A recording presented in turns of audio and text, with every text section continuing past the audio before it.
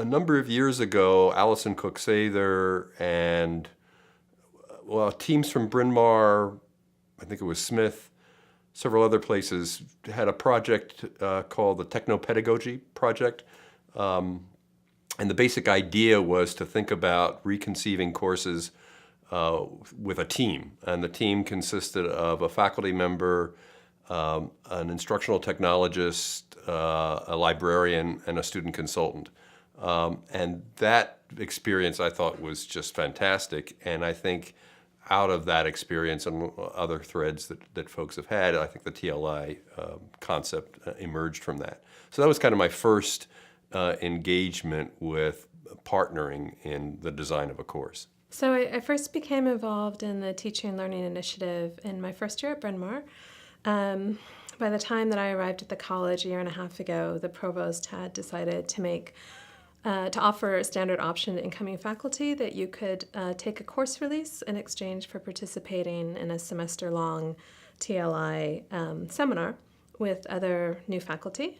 And for me, I probably would have done it without the course release, so I was excited to participate. It was a great experience. So I arrived here as a junior faculty about a year and a half ago, and they have a junior faculty workshop with Alison Cook-Sather, and through that process I learned about the TLI and the student consulting, and got to work very closely with one student in my first semester course here. So and that was really valuable for me because I was a brand new faculty. This was the first time I'd taught my own course, and so I had a lot of questions that she was very good at answering.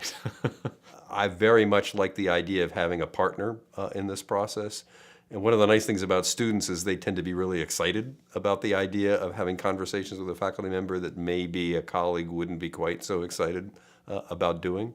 So basically now, whenever I'm thinking seriously about substantially making a change in a course, I'm going to try to find a way to partner with a student in doing it. I think enriches everybody's experience and makes it a much more not only multifaceted understanding of what's happening in the classroom or what could be happening, but also just a more energized experience. You know, when students bring their energy and their excitement about learning, or their frustrations, and faculty bring their hopes and their goals and their aspirations and their rationales, and when you can have a conversation about that, not only does that energize everybody, but it also clarifies for each group what the other is bringing, and that makes a more informed and enriched and intelligent intersection of what's happening in the classroom. Before I did the first one, I wasn't sure what to expect.